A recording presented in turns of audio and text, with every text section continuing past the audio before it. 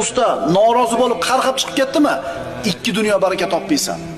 Tosh ustani rozi qilmaguningcha. Shuning uchun payg'ambarimiz sollallohu alayhi vasallam aytganlar, ustani ishlatib, peshonasidagi teri qurimasdan turib pulini beringlar, haqqini beringlar. To'g'rimi? Mashina ustalari ham aytib qo'yaylik, sizlarda ham kechada rosa malomat qildi, kraskachilarni, boshqachilarni. Ishlatib qo'yib, bir yurib kerakda chiqadi, bo'ldi, yo'q shu bilan. Zapchasi ham o'zi kim qo'ygan? Usta olib qo'ygan. Zulmdan qo'rqaylik, birodarlar.